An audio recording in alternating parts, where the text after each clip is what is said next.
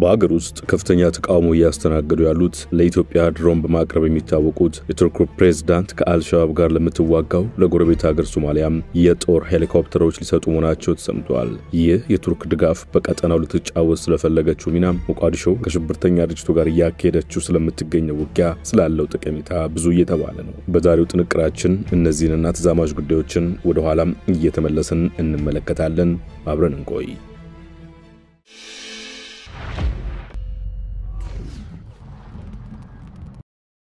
እነዚህ የጦር ሄሊኮፕተሮች T129 ATAK አታክ የተሰኘ ስያሜ ያላቸው የሶማሊያ መንግስት ከአልሻባብ ጋር በሚፋለምባቸው ስፍራዎችም ይሰማራሉ ተብሎ ይጠበቃል። ሄሊኮፕተሩ በአየር ላይ ለሚደረጉ ጥቃቶች በቅርበት ድጋፍ የሚሰጥ ለታጠቁ የስለላ ተልእኮች የተነደፈ የባለ ብዙ ወገን ሚና የሚጫወት መሆኑ ተነግሮለታል። ሮኬት፣ ሚሳኤልና መትረየስን ጨምሮ ሌሎች የጦር መሳሪያዎችን የሚታጠቅ ሲሆን ከተፋላሚ ጋር በሚደረግ ውጊያ ወቅት በፍጥነቱና ኢላማን ጠብቆ በመምታት ረገድ ይታወቃል። ይህ የቱርክ ድጋፍ ከሶማሊያ ጋር ያላትን ዲፕሎማሲያዊና ወታደራዊ ግንኙነት ከማጠናከር ባሻገር የውስጥ አማጽያንንና ሽብርተኝነትን ለመዋጋት ኢላማ ያደረገ መሆኑን ሶማሊያ ስታንዳርድ ዘግቧል። ሁለቱም ሀገራት ያላቸውን ግንኙነት የሁለትዮሽና ወታደራዊ ትብብር ማጠናከራቸው የሚነገር ሲሆን በቅርቡ እንኳን ባይራክተር አኪንጅ የተሰኙ ሁለት ቱርክ ሰራሽ የሰው አልባ የጦር አውሮፕላን ድሮኖች ለሞቃዲሾ መስጠታቸው ተሰምቷል። ድሮኖቹ ለሶማሊያ መስጠታቸውን የሶማሊያ የወደብና ባህር ትራንስፖርት ሚኒስትር አብዱል ቃድር መሐመድ ኑር አረጋግጠዋል። ከሰሞኑ ሞቃዲሾ ይደርሳሉ ተብለው የሚጠበቁት ሄሊኮፕተሮች በሞቃታማና ከፍታማ ቦታዎች በአስቸጋሪ መልክዓ ምድራዊ አቀማመጥ በቀንም ሆነ በሌት ጥቃት መፈጸም የሚችሉ ናቸው። እነዚህን ሄሊኮፕተሮች የሚያበሯቸው በቱርክ የሰለጠኑ ፓይለቶች ናቸው። ፊሊፒንስና ናይጄሪያ ከቱርክ በተጨማሪ ይህን ተዋጊ ሄሊኮፕተር ይጠቀሙበታል። ይህ የአንካራ የጦር መሳሪያ ድጋፍ በሞቃዲሾ እያደረገች ያለችውን ወታደራዊ ተስፋፊነት ያሳያል ተብሏል። በሶማሊያ ሲቪል መሰረተ ልማቶችና ባለስልጣናት ላይ ጥቃት የሚፈጽመውን አልሻባብ ለመዋጋት የሶማሊያ ጎረቤቶች ተረባርበው የአጸፋ ጥቃት እየወሰዱ ሲሆን በቅርቡ የተሰማው ዜናም ለዚህ ማኝ ይሆናል። ከነዚህ ውስጥ የኢትዮጵያ አየር ኃይል በሶማሊያ መካከለኛው ሸበሌ ክልል በአልሻባብ ታጣቂዎች ላይ ኢላማ ያደረገ የአየር ጥቃት ያካሄደበት ይጠቀሳል። የሀገሪቱ መከላከያ ሚኒስትር እንደገለጹት የኢትዮጵያ ኃይል በአልሻባብ ምሽግ ላይ የሚሳኤል ጥቃት የተፈጸመው ከሶማሊያ ፌደራል መንግስት ጋር በመተባበር ነው። ያለ መንግስቱ ዕውቅና በሶማሊያ ምንም አይነት የአየር ጥቃት ሊፈጸም አይችልም ያሉት ሚኒስትሩ የአንካራው ስምምነት በአልሻባብ ላይ ለሚወሰዱ የጋራ ጥረቶች ማዕቀፍ መሆኑን በመጥቀስ የሶማሊያና የኢትዮጵያ የጸጥታ ትብብር እየጨመረ መምጣቱን ገልጸው ነበር። ኢትዮጵያ የፈጸመችው የአየር ጥቃት ሶማሊያ የኢትዮጵያ ኃይሎች በሶማሊያ አፍሪካ ህብረት ድጋፍ ተልዕኮ አውሶም ውስጥ እንዲካተቱ መፈቀዷን ተከትሎ በቅርብ ዓመታት ውስጥ በክልሉ በይፋ ያደረገችው የመጀመሪያው የአየር ጥቃት ነው። ይህ ዘመቻ የተካሄደው በውጭ ሀገር ወታደሮች ድጋፍ ባገኘው የሶማሊያ ኃይሎችና በአልሻባብ ታጣቂዎች መካከል በተያዘው በረመዳን ወር መካከለኛው ሸበሌና ሂራን ጥቃት በተባባሰበት ወቅት ነው። ከኢትዮጵያ በተጨማሪ አሜሪካም በሶማሊያ ከአንድ ወር በፊት በከፈተችው ጥቃት አንድ የአይኤስ ግለሰብን መግደሏ አይዘነጋም። አሜሪካ ከሶማሊያ መንግስት ጋር በመቀናጀት በፈጸመችው ጥቃት ቁልፍ የእስላማዊ መንግስት የአይኤስ መልማይ ነው ያለችውን አህመድ ማኤሌኒን የተሰኘ ግለሰብ ነው በወቅቱ ገደልኩ ያለችው። አህመድ ከመልማይነት በተጨማሪ በአይኤስ የውጭ ኦፕሬሽን መሪነት ጂሃዲስቶችን በአሜሪካና በመላው አውሮፓ ያሰማራና ገንዘብ ነክ ጉዳዮችን ይቆጣጠር ነበር።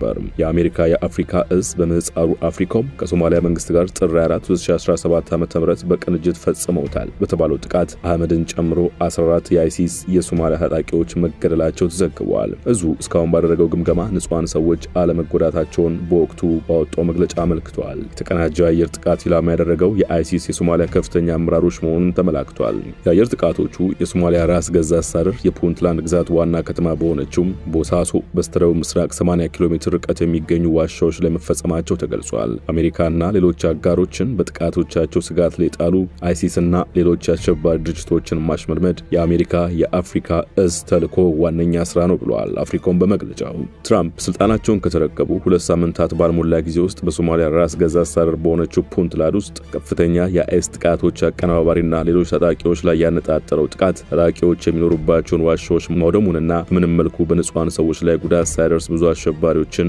መግደሉን ተናግረዋል። ተናግረዋል። ባይደንና ጓደኞቹ ስራውን ለመጨረስ በፍጥነት እርምጃ አልወሰዱም፣ እኔ ግን ያንን አደረግኩ ሲሉ ቀድሞ ፕሬዝዳንት ያልቻሉትን ትራምፕ እሳቸው ማሳካታቸውን በኩራት መግለጻቸው አይዘነጋም። የፑንትላንድ የጸረ ሽብርተኝነት አካሄድ ባለፈው ዓመት መጋቢት ወር ላይ ግንኙነቷን ካቋረጠችው የሶማሊያ ማዕከላዊ መንግስት ከወሰደው የተለየ ነው። አሜሪካንና ቱርክን የመሳሰሉትን ዓለም አቀፍ ኃይሎች እንዲሁም ከአፍሪካ ህብረት ወታደሮች በሚሰጥ ድጋፍ ላይ ጥገኛ ያልሆነና በራሱ የሚንቀሳቀስ ሲሆን ከነዚህ ውስጥ 12000 የሚጠጉት እዚያው ሶማሊያ ውስጥ ይገኛሉ። የፑንትላንድ የጸጥታ ማስተባበሪያ ጽሕፈት ቤት ኃላፊ ሙሐመድ ሙባረክ እንዳመለከቱት ከሰሜን ምስራቅ የተውጣጡ ወታደሮች ከአይኤስ ጋር ሲዋጉ የቆዩት ከጥቂት እርዳታና ድጋፍ ጋር ነው። የአይኤስ ሶማሊያ ምልምል ዋና ምንጭ በፑንትላንድ የወደብ ከተማ ቦሳሶ በኩል ባህር አቋርጠው ወደ ውጭ ሀገር ለመሻገር ተስፋ የሰነቁ ኢትዮጵያውያን ስደተኞች ናቸው ተብሎ ይታሰባል። አይኤስ ለስደተኞቹ በባህረ ሰላጤው ሀገራት ከሚያገኙት የተሻለ ክፍያ የሚያቀርብላቸው ሲሆን የቡድኑ ከፍተኛ አዛዦች ኢትዮጵያውያን እንደሆኑ ባለሙያዎች ይናገራሉ።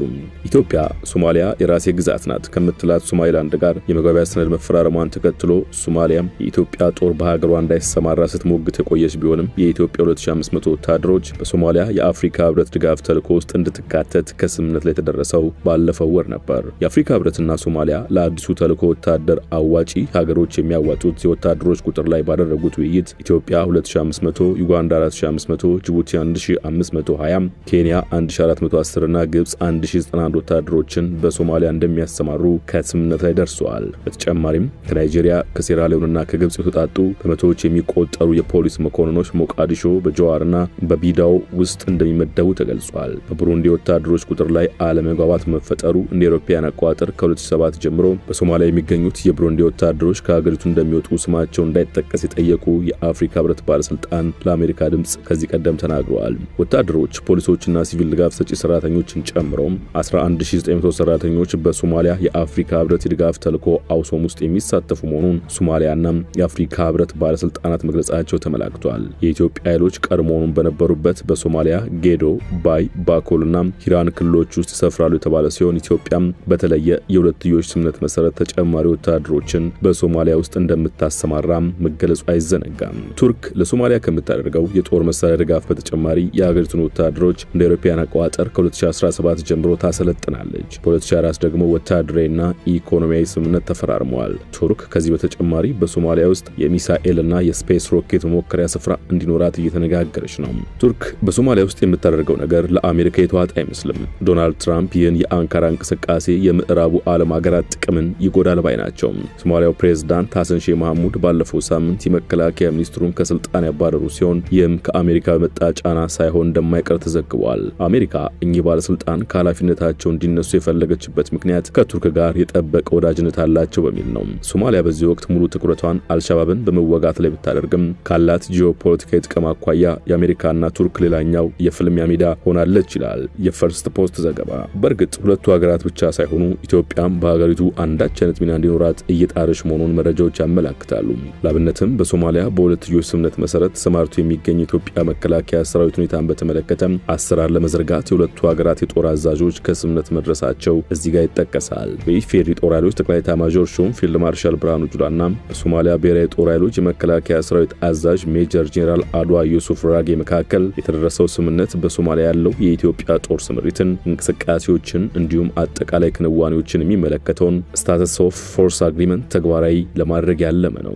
አንዲት ሀገር ጦሯን በሌላ ውጭ ሀገር በምታሰማራበት ወቅት የጦሩ ስምሪት ተግባራት፣ ኃላፊነት፣ መብቶችን የሚመለከተው በሀገራቱ መካከል የሚደረስ አሳሪ ህጋዊ ስምምነት ስታተስ ኦፍ ፎርስ አግሪመንት ይሰኛል። ኢትዮጵያ ከሶማሊያ ጋር ባላት የሁለትዮሽ ስምምነት እስከ 7000 የሚሆኑ ወታደሮቿን በሀገሪቱ ውስጥ ማሰማራቷ ይታወሳል። ይህ ስታተስ ኦፍ ፎርስ ስምምነት በአውሮፓውያን 2023 በሀገራቱ መካከል የተፈረመው የመከላከያ ትብብር የመግባቢያ ስምምነት ዋና አካል እንደሚሆንም ሀገራቱ በጋራ ባወጡትና በመንግስታዊ የሶማሊያ መገናኛ ብዙሃን ሶና የወጣው መግለጫ ያትታል። ከጥቂት ወራት በፊት የሶማሊያ ማስታወቂያ ባህልና ቱሪዝም ሚኒስቴር ኢትዮጵያ ጦሯን ወደ ደቡባዊ ጁባላንድ ጌዶ ክልል በሚገኘው ቦሎሃ እንቀሳቅሳለች ሲል ወንጅሏል። ተጨማሪም ጦሯን ብቻ ሳይሆኑ ሁለት ህገወጥ መሳሪያ የጫኑ አውሮፕላኖች ወደ ጁባላንድ መዲና ኪስማዮ አስገብታለች ሲል ወንጅሏል። የኢትዮጵያ መንግስት ተግባራት ሀገሪቱ የበለጠ እንዳትረጋጋና ታጣቂ ቡድኖችን በመደገፍ የጌዶ ክልል ለመቆጣጠር የምታደርገው ጥረት አካል ነው በማለት ከሷል። ይህንን ተከትሎ ወታደሮች እንዲሁም የጦር መሳሪያዎች ገብተውባታል የተባለችው ጁባላንድ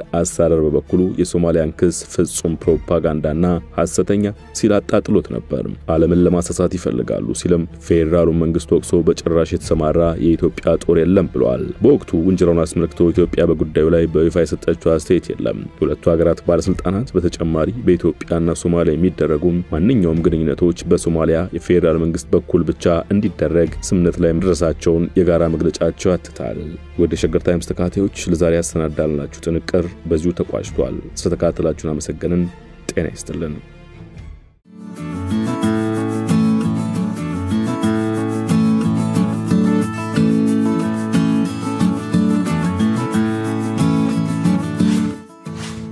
ሸገር ታይምስ ሚዲያን ሰብስክራይብ በማድረግና ደወሉን በመጫን ይከተሉን።